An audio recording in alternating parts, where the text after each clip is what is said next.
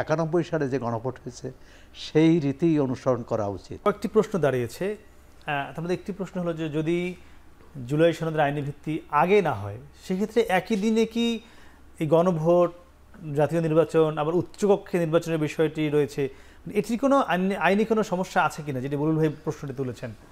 আপনাকে ধন্যবাদ এবং আমার দুই সহ আলোচককে শুভেচ্ছা। সমস্যাটা গণভোট কবে হবে এটি মূল নয়, সমস্যাটা এটাও নয় জুলাই ভিত্তির জুলাই সনদের আইনি ভিত্তি প্রয়োজন, এটা স্বীকার করি, কিন্তু আইনি ভিত্তিটা কে দেবে?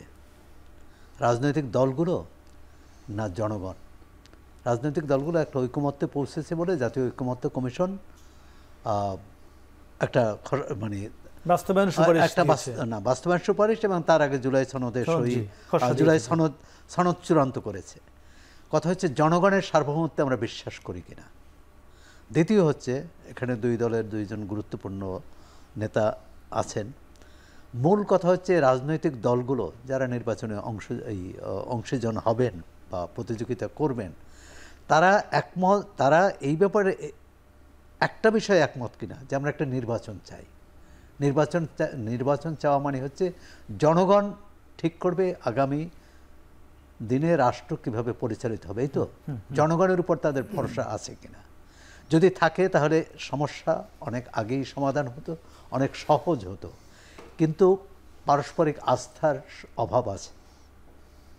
এবং দেখবেন যে এই শেষ পর্যন্ত যে জাতীয় ঐকমত্য কমিশন যে সুপারিশ সরকারের কাছে করলেন তাতেও দুই দলের যে পরস্পর বিরোধী মত, সেখানে একই বিএনপি মনে করে জামাতের প্রতি বেশি অনুরাগ দেখানো হয়েছে, জামাত ইসলাম মনে করে যে বিএনপির প্রতি দেখানো হয়েছে, এবং অন্যান্য দলেরও এরকম নানা মত থাকবে।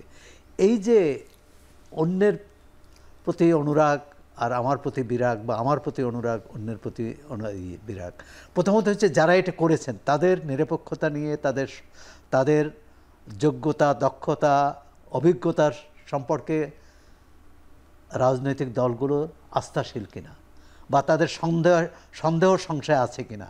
ইতিমধ্যে কিন্তু সন্দেহ সংশয় প্রকাশ করা হয়েছে, অনেকের নাম জমা দিয়েছে অন্তর্বর্তী সরকার সম্পর্কেই, সরকারের উপদেষ্টাদের সম্পর্কে, এবং সব পক্ষ থেকে এসেছে, শুধু এই দুই দল নয়, এনসিপি সহ আরও অনেক দল থেকে।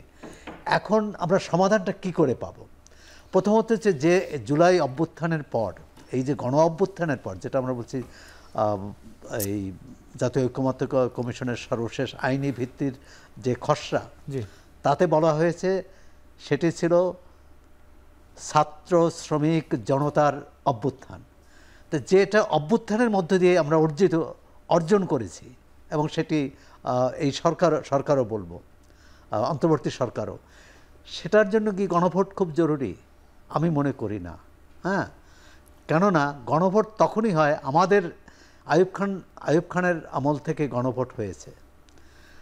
এখন আমরা কি আইয়ুব খান পরবর্তীকালে যে দুই সামরিক শাসক বাংলাদেশের গণভোট করেছে সেই পদ্ধতির গণভোট চাই, না 1991 সালে যে গণভোট হয়েছে? আমি মনে করি 91 সালে যে গণভোট হয়েছে সেই রীতি অনুসরণ করা উচিত। অর্থাৎ জনগণের সার্বভৌম যে সংসদ, সেই সংসদে আইন হবে, আর যেহেতু এটা রাষ্ট্রীয় অত্যন্ত গুরুত্বপূর্ণ নীতি পরিকল্পনায় গুরুত্বপূর্ণ পরিবর্তন, সে কারণে গণভোটের মাধ্যমে এটা অনুমোদন নেওয়া এক ধরনের আনুষ্ঠানিকতা, যেটা 91 সালে হয়েছে। আচ্ছা, কিন্তু এখানে একটু আপনাকে হ্যাঁ বলুন, একটু আরেকটা বিষয় জানতে চাই। সেটা তো একটা বিষয় বললেন যে গণভোট দরকার কি দরকার না, এটি তো রাজনৈতিক দলগুলো একমত পোষণ করেছেন ইতিমধ্যে যে গণভোট দরকার। আজকে যেটি করলো ঐকমত্য কমিশন, এই গণভোটটা কবে হবে, নির্বাচনের আগে অথবা নির্বাচনের দিন, এটি স্পষ্ট করতে পারতো কিনা, বা অথবা না রেখে ঐকমত্য কমিশনই কেন স্পষ্ট করলো না যে আগে বা নির্বাচনের দিন?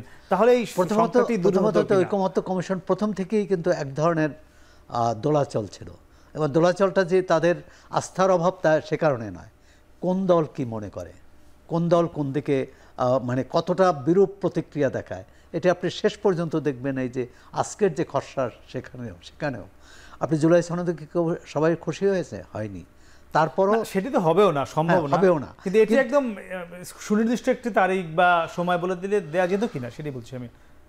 সময় বলে দিলে যদি আমার মতামত জিজ্ঞাসা করেন, আমি মনে করি এটি জাতীয় সংসদ নির্বাচনের পরেই হওয়া উচিত।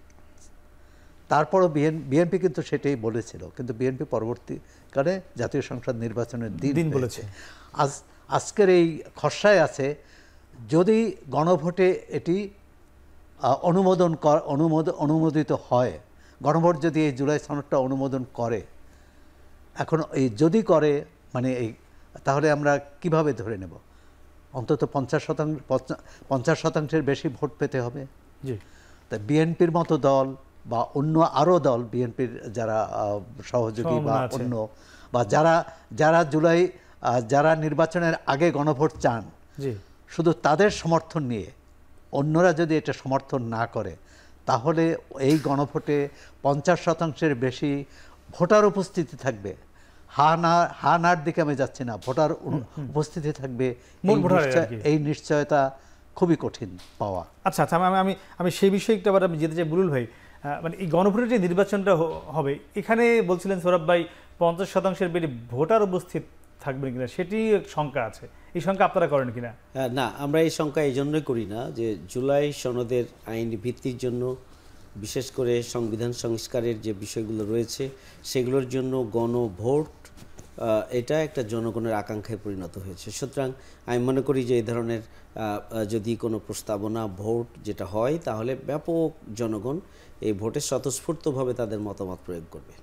আচ্ছা, আর এখানে আরেকটা বিষয় ছিল যে যেটি বলছিলেন যে সৌরভ ভাই, যে বিএনপির সমমনা দলে তো অনেক ভোটার রয়েছে, এমনও তো হতে পারে না যেমন আপনাদের অনেক রয়েছে, সমর্থন রয়েছে, মাঠে ঘাটে ভোটার রয়েছে, যদি নির্বাচনের আগেও হয়, এটা নিয়ে সংখ্যাকে শুধুমাত্র অর্থেরই ব্যাপার না, অন্য কোনো সংখ্যা আপনারা করছেন? একটা ব্যাপার, কিন্তু অর্থই একমাত্র না, উপস্থিতিটা মানে এটি মনে হয় না যে যদি গণভোটটা হয়, রায় তো আপনাদের পক্ষেই যেতে পারে। আগে করা আর পরে করা তো একই সময় একটা ভোটার যখন উপস্থিত হবে, এটাও রাজনৈতিক দলের যারা কর্মী সমর্থক তারা কিন্তু উদ্বুদ্ধ করার কারণে তারা আসবে, শতপ্রবৃত্ত হয়ে একটা অংশ আসবে, কিন্তু রাজনৈতিক দল ভোটের উপর আস্থা, বিশ্বাস, সমর্থন, সম্পর্ক এগুলো একটা ফ্যাক্টর হিসাবে কাজ করে। যদি কাছাকাছি সময় মানে একই দিন হয়, ব্যালট তো দুটা, মানে যতটা সহজে হয়, আর ওইটা একটা মানে দুইটা আপনাকে উদ্যোগী ভূমিকা পালন করতে হয়। না, সেক্ষেত্রে জামাত বলছিল যে তখন সবাই থাকবে জাতীয় নির্বাচনের ভোটের দিকে নজরটা থাকবে, এই যে জুলাই সনদের যে গণভোট এদিকে হয়তো আপনারা যারা প্রার্থী থাকবেন আপনারা হয়তো মানুষকে বোঝাবেন না, কিংবা মানুষের আগ্রহ কম থাকবে, এই সংখ্যাটি এবার জামাত করছিল কিছুক্ষণ আগেই। অমূলক না, নিজের জন্য ভোট চাওয়া আর জুলাই সনদের জন্য আলাদা করে অন্য একটা সময় ভোট চাওয়া, এটা ওই যেটা সৌরভ ভাই বললেন, মানে 50% একটা ব্যাপার যদি আমি ধরে নিই, যদি এইটা ভোটার সংখ্যা খুব কমে যায়, আমি মানে এই গণভোটটা নিয়ে প্রশ্ন উঠতে পারে যদি কমে যায়। তো আমাদেরকে সবাই যদি কাছাকাছি মতামত না থাকে, বিচ্ছিন্নতা থাকে, তাহলে আবার অনেক রকম দুর্বলতা দেখা দিতে পারে আমার বিবেচনায়। যেমন এখন বিএনপি, জামাত বা অন্যান্য যেসব রাজনৈতিক দলগুলো আছে, তারা গণভোটটাকে কিভাবে নিচ্ছে, এটাও একটা ঘটনা। না, এটা তো আমরা দেখলাম আপনারা সবাই গুরুত্ব সহই নিচ্ছেন, এ নিয়ে তো এত আলোচনা চলছে দিনের পর দিন, মাসের পর মাস। আমি কাছাকাছি সময় হলে, একই সময় হলে, একই জায়গা থেকে দুটো ব্যালট নিয়ে হয়ে গেল, এত ইজিটা আমি আরেকটা ভোট না। সেক্ষেত্রে বলছিল যে যদি আপনি ওই দিনই গণভোটটা করেন জুলাই সনদে, তাহলে উচ্চকক্ষ নির্বাচনটা কোন আইনে ভিত্তিতে হবে?